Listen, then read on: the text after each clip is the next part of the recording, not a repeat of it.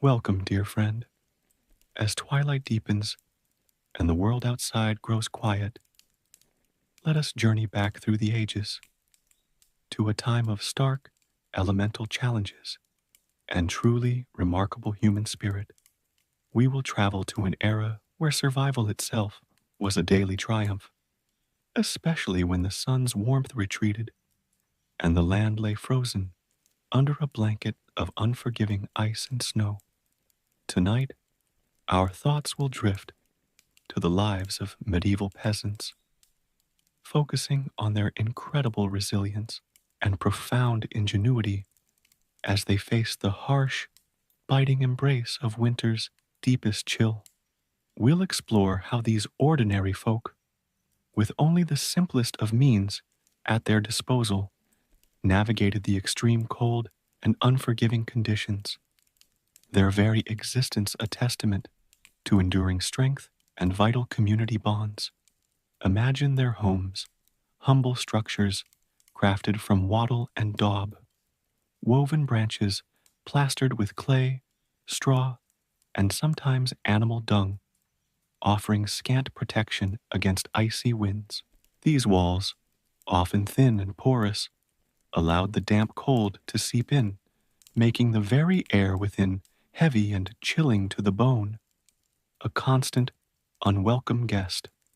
These dwellings, often single-roomed, had earthen floors that grew cold and damp, and small, unglazed window openings might be stuffed with straw or covered with greased parchment or oiled cloth. Such window coverings offered little true transparency, plunging the interior into a dim twilight, even during the brief daylight hours.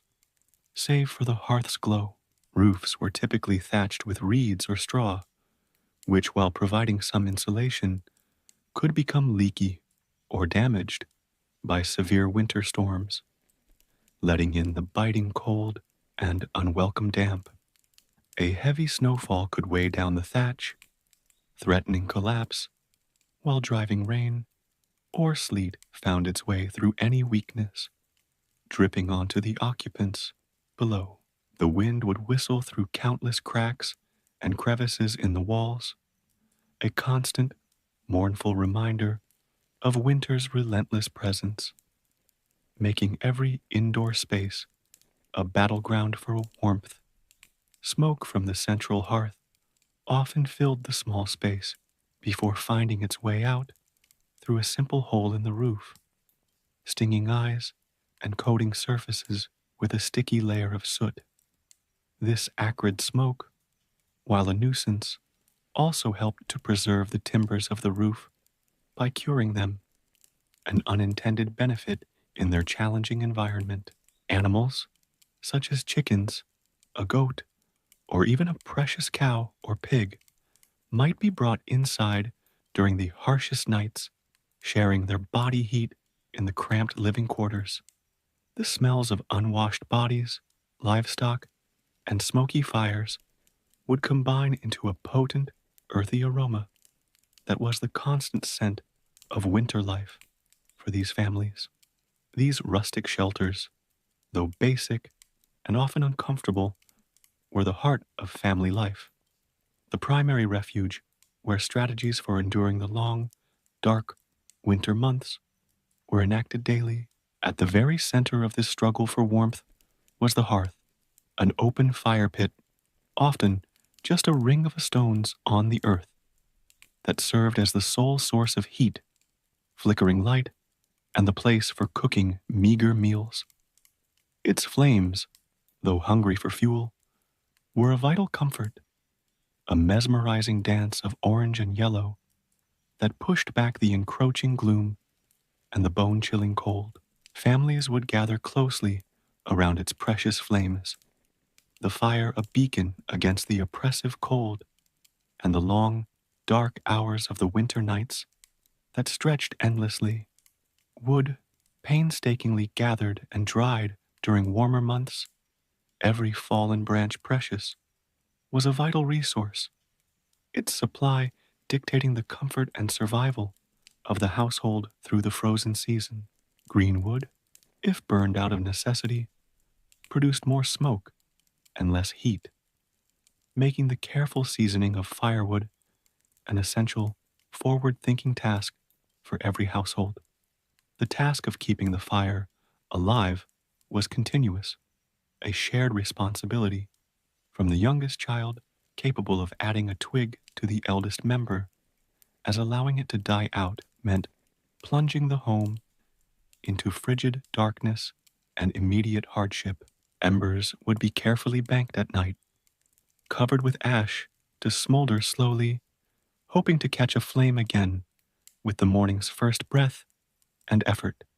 Over this fire, simple pottages of grains like barley or oats and root vegetables such as turnips or carrots would simmer for hours in a single iron pot, the smell of wood smoke and cooking mingling. This one pot meal, often the only hot food of the day, provided essential sustenance, its warmth spreading through chilled bodies, a small but significant comfort.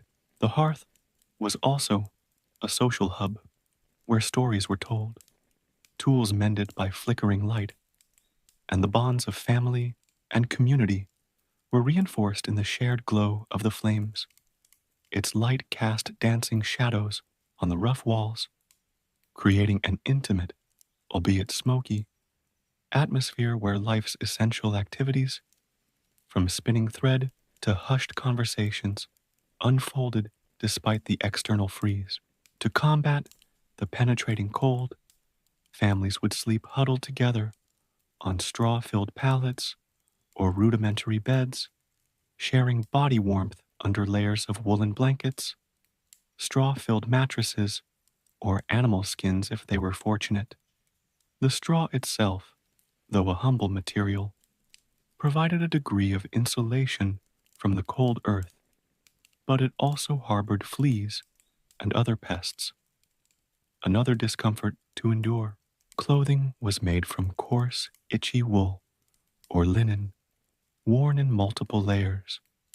Though these garments offered limited protection against the severest frosts and damp conditions they often faced, garments were seldom washed in winter, as drying them was difficult, and the body's natural oils were thought to offer a slight barrier against the cold.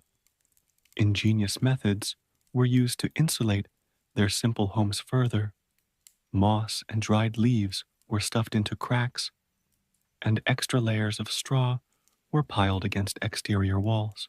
Sometimes, manure from their animals, which generated a small amount of heat as it decomposed, would be banked against the outside of the cottage for added insulation, a practical if pungent solution.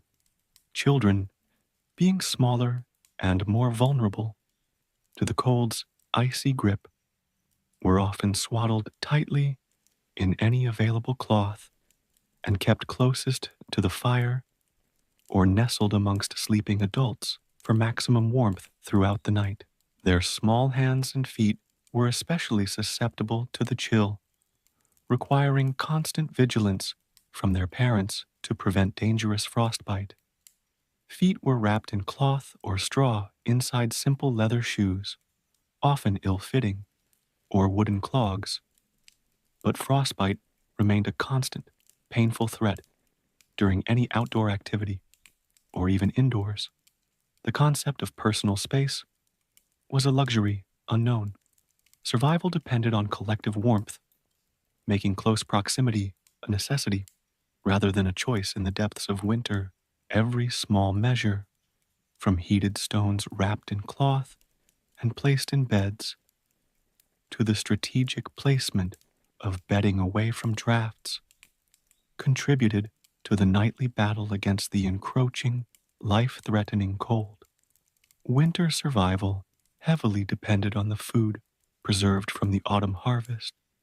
Salted meats like pork, dried beans, peas, and grains stored carefully in clay pots or sacks to last until spring's first growth.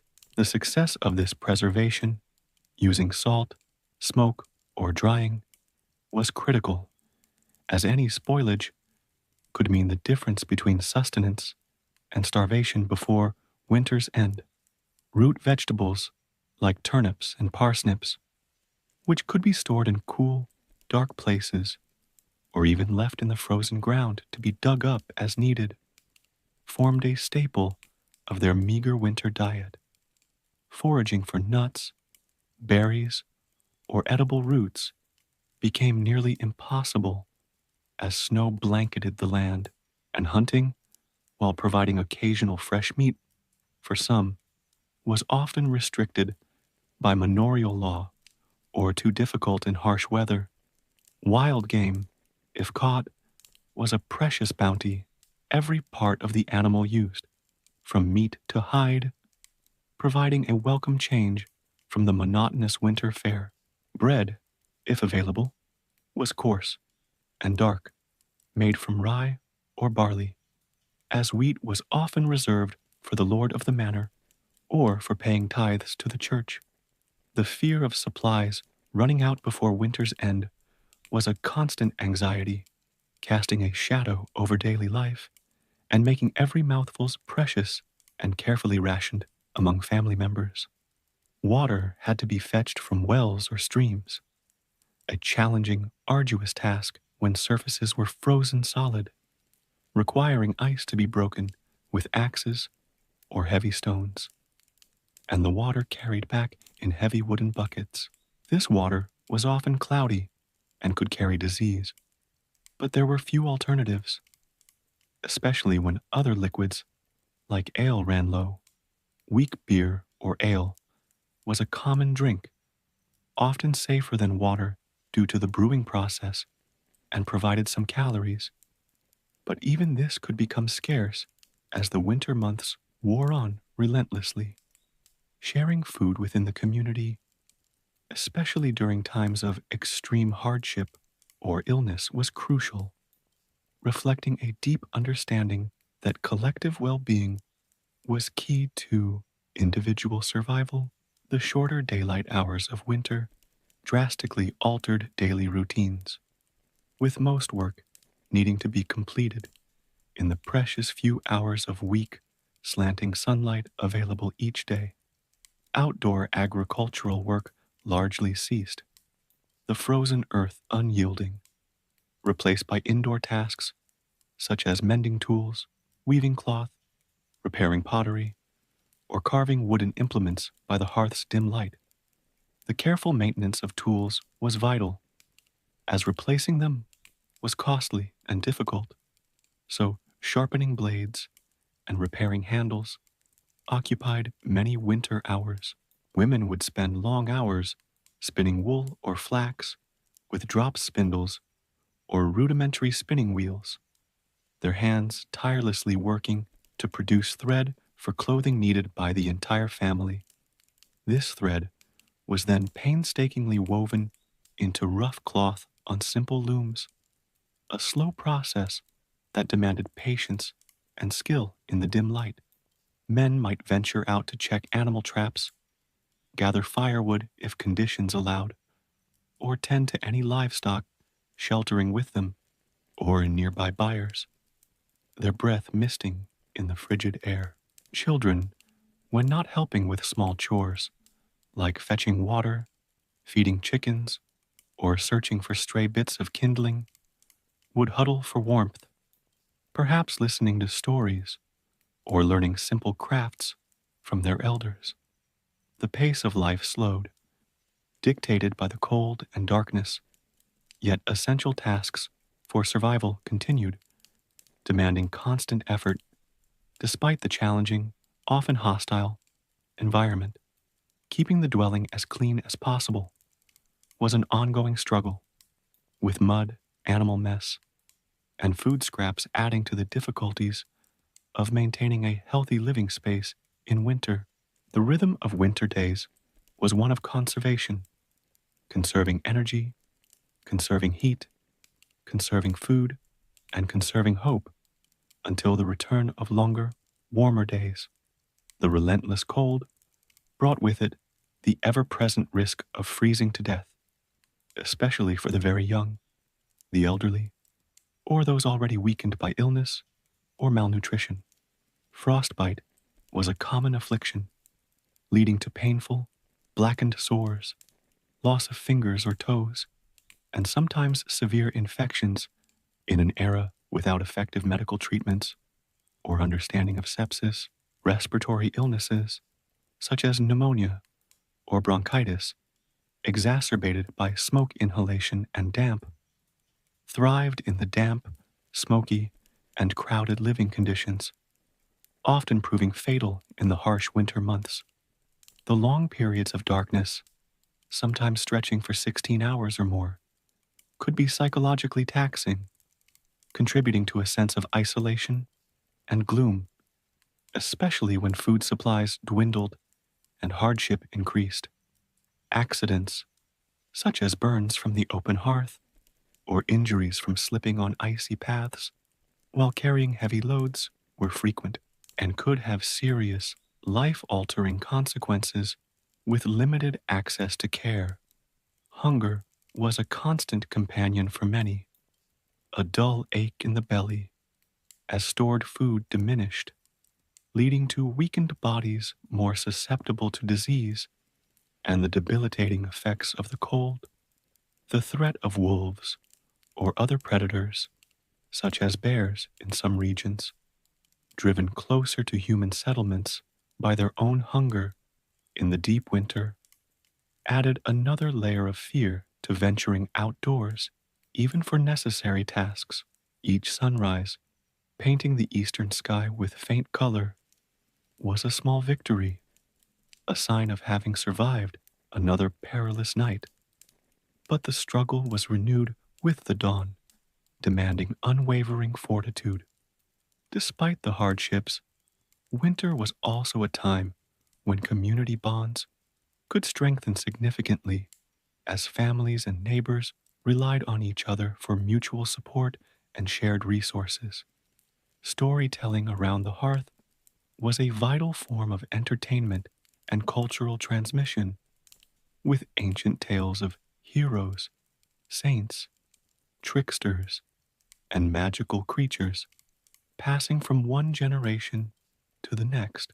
These narratives not only entertained, but also taught moral lessons, preserved history, and fostered a shared cultural identity within the community.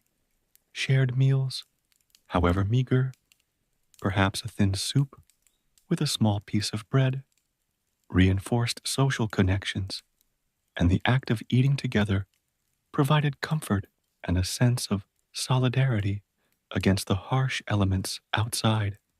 Neighbors might gather to help a family in particular distress, perhaps sharing precious firewood, a little hoarded food, or assisting with repairs after a damaging winter storm hit the village. Simple games, riddles, and the making of small crafts like whittled toys or corn husk dolls could occupy the long evenings, providing distraction and a sense of normalcy amidst the struggle for survival.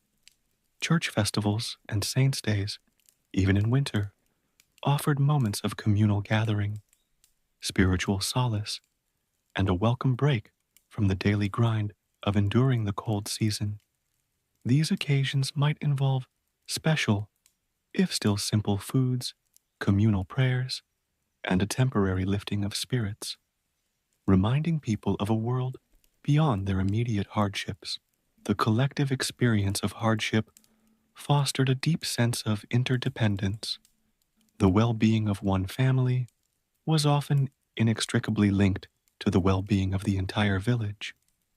These moments of shared humanity, laughter, and mutual aid were crucial sparks of light in the long, dark tunnel of the medieval winter, nurturing the spirit and reinforcing the will to endure.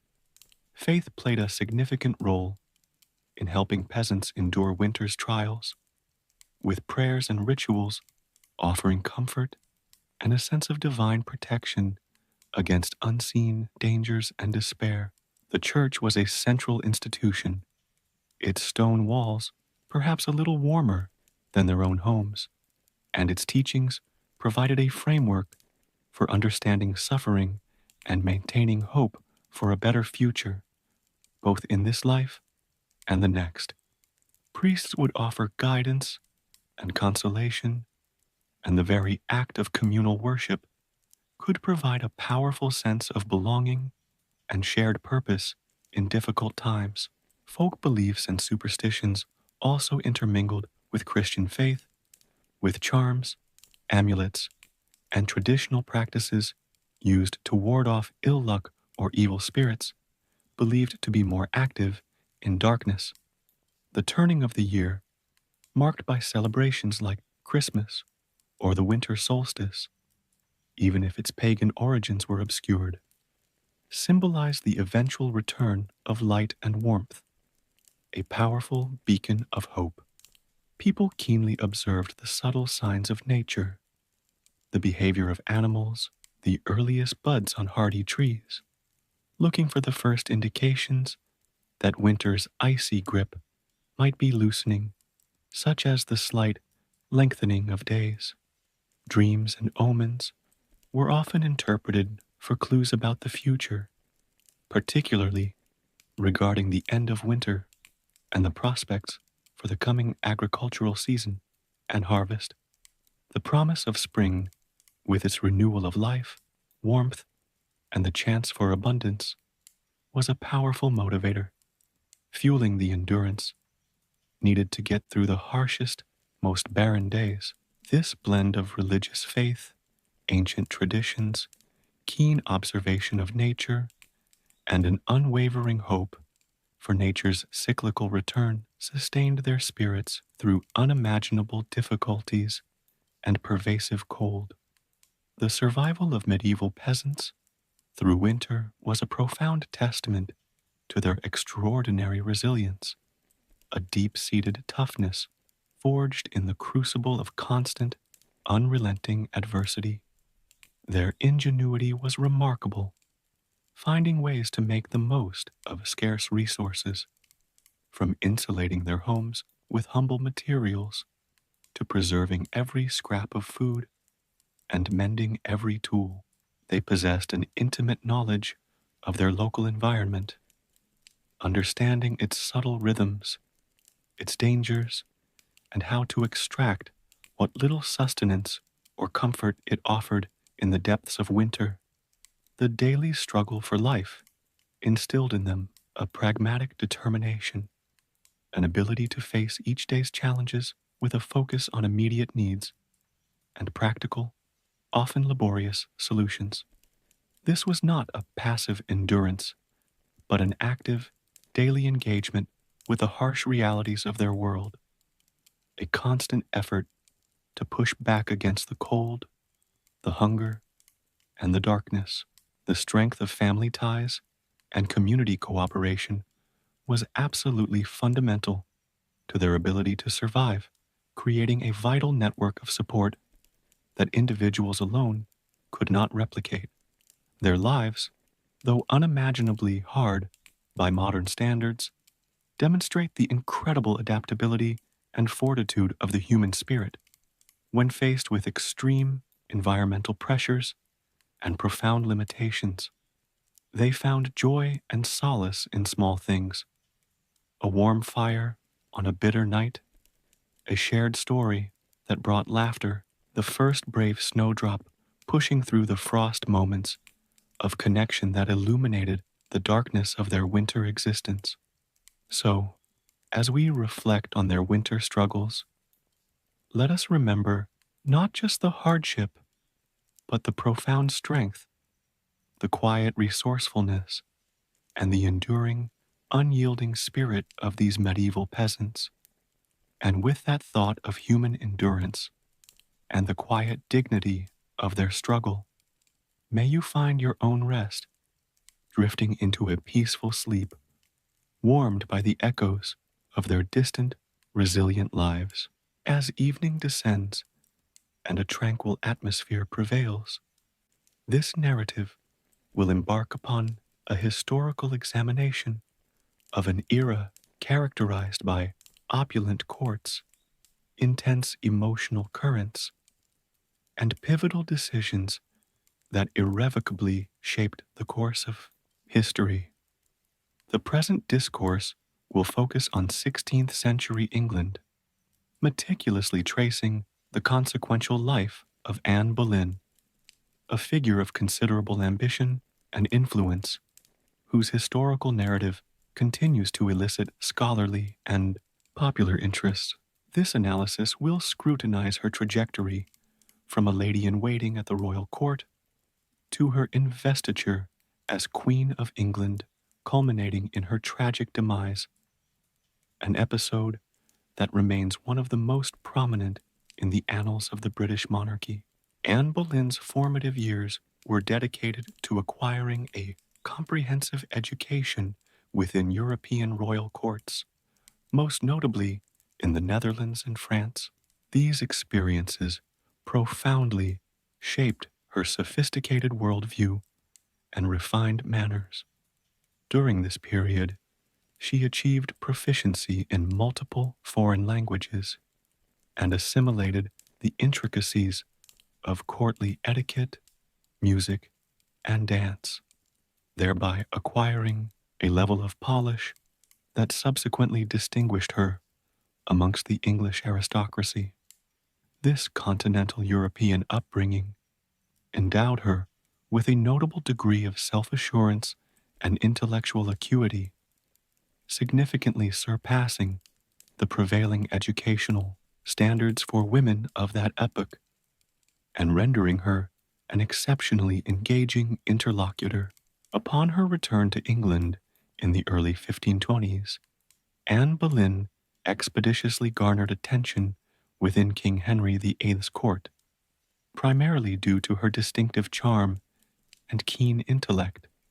Her attributes diverged considerably from those of typical English court ladies. Her dark hair, expressive eyes, and audacious, perspicacious responses captivated and intrigued numerous individuals, including the reigning monarch. Her sartorial choices, influenced by French fashion, and her confident deportment, served to differentiate her, cultivating an aura of enigmatic unavailability that ostensibly intensified the interest she generated. King Henry VII, a monarch renowned for his amorous inclinations, was profoundly impressed by Anne. However, she resolutely declined to assume the role of his mistress, a position previously occupied by her sister Mary. Anne harbored aspirations exceeding a transient liaison. She astutely demanded matrimony and the regal crown, cognizant of her intrinsic value and strategically employing her inaccessibility as a potent negotiating instrument. Her unwavering resolve seemingly inflamed the king's desire, accustomed as he was to unfettered gratification of his wishes, thereby initiating his protracted endeavor to secure the possibility of marriage to her. Henry VIII's determination to marry Anne and thereby secure a legitimate male heir precipitated the historical episode commonly referred to as the King's Great Matter. His protracted attempt to annul his marriage to Catherine of Aragon. Catherine of Aragon had not succeeded in producing a surviving male heir, and Henry VIII was consequently preoccupied with the continuation of the Tudor dynasty through a legitimate successor. Perceiving Anne as instrumental to this objective, Pope Clement VII, operating under the considerable influence of the Holy Roman Emperor Charles IV, who was Catherine's nephew, declined to grant the annulment, thereby precipitating a profound political and ecclesiastical crisis. Anne Boleyn actively espoused the reformist ideologies then proliferating across Europe, and her considerable influence upon the king contributed significantly to the exacerbation of the conflict with the Roman Curia and papal authority. She introduced Henry to the literary works of religious reformers, thereby inclining him towards the proposition that regal authority ought to be supreme over ecclesiastical jurisdiction within his own sovereign realm. This complex struggle persisted for approximately 6 years, engendering considerable political instability within England and fostering strained diplomatic relations with the Catholic powers of continental Europe. Having failed to secure papal dispensation, Henry VIII, significantly influenced by advisers such as Thomas Cromwell and ostensibly supported by Anne, made the radical determination to sever ecclesiastical ties with Rome. In 1534, the enactment of the Act of Supremacy formally declared the king the supreme head of the Church of England, an event that marked the inception of the English Reformation and the termination of papal jurisdiction within the country. This legislative act empowered the Archbishop of Canterbury, Thomas Cranmer, to formally annul Henry's marriage to Catherine of Aragon, thereby legally permitting his subsequent marriage to Anne Boleyn. These transformative events precipitated far-reaching consequences, irrevocably altering the religious, political, and social landscape of England, with Anne Boleyn positioned at the very epicenter of these profound changes. In early 1533, prior to the official annulment of his preceding marriage, Henry VIII clandestinely contracted marriage with Anne, who, at that juncture, was already expecting a child. In June 1533, Anne Boleyn was formally and solemnly crowned Queen of England during an opulent ceremony conducted at Westminster Abbey, an event symbolizing her apparent triumph. Nevertheless, her accession to the throne did not receive universal approbation. A significant faction remained loyal to Catherine of Aragon, regarding Anne as a usurper and the principal cause of the prevailing religious schism.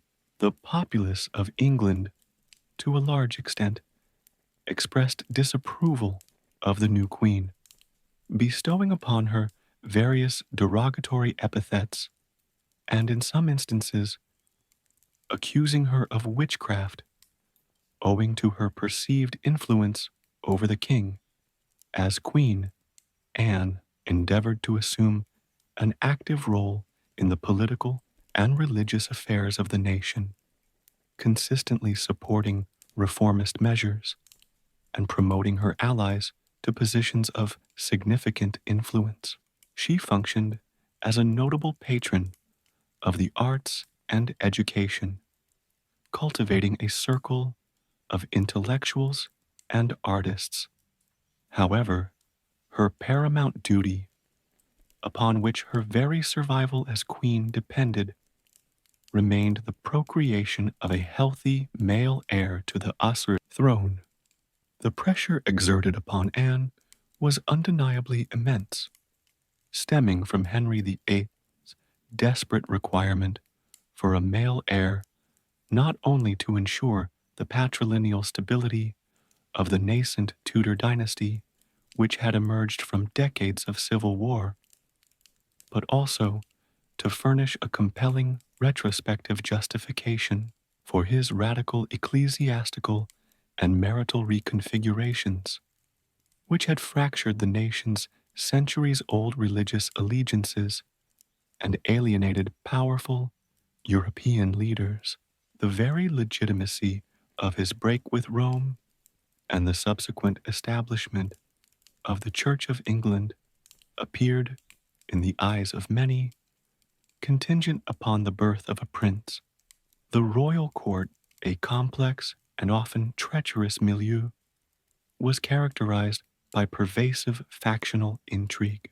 Within this environment, Anne, possessing a demonstrably sharp intellect and a formidable, often outspoken character that eschewed traditional female deference rapidly engendered powerful adversaries among the established nobility and conservative ecclesiastical factions, all of whom meticulously anticipated and sought to exploit any potential misstep or perceived weakness on her part.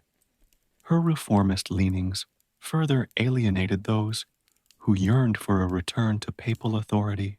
In September 1533, Anne gave birth to a child. However, to Henry's profound and widely reported disappointment, the infant was female, the future Queen Elizabeth I, who, ironically, would become one of England's most distinguished and effective monarchs. This outcome, while providing a healthy royal child, failed to satisfy the king's immediate and overriding dynastic concerns. Although the birth of a healthy infant was, in itself, a positive development from a medical standpoint, the gender of the child constituted a significant setback for the king's strategic objectives. He had ardently hoped for, and indeed publicly anticipated, a male heir, for whose sake he had fundamentally altered the religious structure of the entire nation, defied the papacy, and risked international condemnation. The arrival of a daughter, therefore, did little to silence his critics or secure his dynastic legacy in the manner he envisioned. Anne's subsequent pregnancies, regrettably, terminated in miscarriages or stillbirths, occurrences that not only caused her personal anguish, but also catastrophically intensified Henry's disillusionment. Each failure progressively undermined her standing and security at court, as her primary utility in the king's eyes, the provision of a male successor, remained unfulfilled, fueling doubts about her divine favor and suitability as queen. The king's interest in Anne began to wane. Perceptibly, his attention increasingly diverted towards other ladies of the court, most notably Jane Seymour. Seymour, in stark contrast to Anne's vivacious and often challenging demeanor, projected an image of greater submissiveness, docility, and traditional femininity, qualities that Henry, weary of Anne's political engagement and perceived willfulness, likely found increasingly appealing. Anne's adversaries, principally comprising influential aristocrats loyal to Catherine of Aragon or opposed to the religious reforms, and conservative ecclesiastical figures, commenced a concerted and systematic campaign of intrigue. They assiduously collected any rumors, however unsubstantiated, or testimonies, often coerced, that could be construed negatively against her, patiently waiting for an opportune moment to present their findings to the increasingly receptive king. They proffered a litany of accusations ranging from alleged extravagance and haughty arrogance to undue interference in matters of state, and even insidious allegations of witchcraft, all meticulously calculated in a systematic attempt to discredit her comprehensively in the estimation of both the king and the populace. These charges aimed to paint her not merely as an unsuitable queen, but as a malevolent influence on the realm. The prevailing atmosphere at court grew progressively tense and palpably dangerous for Anne and her faction. She undoubtedly perceived the erosion of her position and the precariousness of her situation, as the king's erstwhile affection and ardent support palpably transformed into irritation, suspicion, and ultimately cold detachment. Her isolation became increasingly apparent. In the spring of 1536, following another unsuccessful pregnancy, which reportedly involved the birth of a deformed male fetus, Anne Boleyn's fate was effectively sealed. Henry VI, thoroughly disillusioned and arguably influenced by those eager for her downfall, resolved decisively to remove her as his consort, thereby clearing the path for a new marriage and another attempt at siring a male heir. Charges of high treason, encompassing alleged acts of adultery with multiple men, including her own brother, George Boleyn, Lord Rochford, and the abhorrent crime of incest, were subsequently fabricated against her. These charges were strategically designed to be so heinous as to render her continued existence intolerable and her execution justifiable in the public eye. These accusations were profoundly shocking, even within the often brutal context of 16th century court politics, and, in the assessment of numerous contemporary observers and subsequent historians, were entirely devoid of substantive factual basis. However, they served the king's overarching political and personal objective to facilitate Anne's expeditious removal and his subsequent remarriage with minimal legal or ecclesiastical impediment. Anne was arrested with dramatic suddenness and subsequently incarcerated within the forbidding walls of the Tower of London. This was the very edifice where she had, a mere 3 years prior, prepared for her lavish coronation, a circumstance representing a poignant and cruel historical irony that underscored the dramatic reversal of her fortunes. Her arrest and imprisonment precipitated considerable consternation and palpable dismay within the court and beyond, as the Queen's precipitous downfall was both swift and merciless. This event starkly demonstrated the absolute and untrammeled power of the monarch and the perilous instability inherent in royal favor during this period. The judicial proceedings instituted against Anne Boleyn and her alleged paramours were conducted with notable celerity and were characterized by a discernible and overwhelming bias, the outcome having been effectively predetermined by the king's manifest desire for a guilty verdict. The trials served more as a public performance of justice than a genuine inquiry into truth.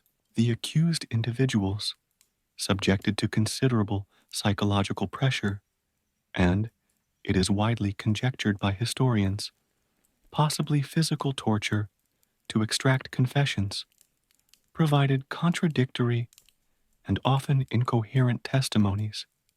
These coerced statements were subsequently employed, despite their evident unreliability, to substantiate the fabricated offenses attributed to the Queen, notwithstanding the conspicuous absence of compelling or credible evidentiary support for the charges levied against her. Anne and the other co-accused were pronounced guilty on all counts by tribunals composed of peers who were unlikely to defy the king's will. Consequently, they were sentenced to capital punishment, the method of execution varying according to their station. Even her paternal uncle, Thomas Howard, the Duke of Norfolk, a man who had previously benefited from her rise, presided over the tribunal that condemned her and formally pronounced the death sentence. This fact starkly underscores the profound degree of political isolation she experienced from her erstwhile allies and family members in her final, desperate hours. During her final days within the Tower, Anne reportedly maintained a commendable degree of dignity, religious piety, and composure. meticulously preparing for her imminent death. She also, according to contemporary accounts, expressed considerable solicitude for the future welfare and security of her young daughter, Elizabeth. On May 19, 1536, Anne Boleyn was executed on Tower Green, a more private setting within the Tower precincts, by means of beheading. A skilled swordsman was specifically summoned from Calais, then an English possession in France, for the execution of this sentence, a gesture sometimes interpreted as a final, albeit grim, act of royal consideration, as beheading by sword was considered less brutal than by axe. Upon the scaffold, before a select group of witnesses, she delivered a brief, carefully worded oration. In this final public statement, she abstained from directly admitting culpability for the treasonous acts alleged against her, but similarly refrained from censuring the king, instead urging those present to offer prayers on his behalf and commending her soul to God. Her words were a model of calculated ambiguity and regal composure.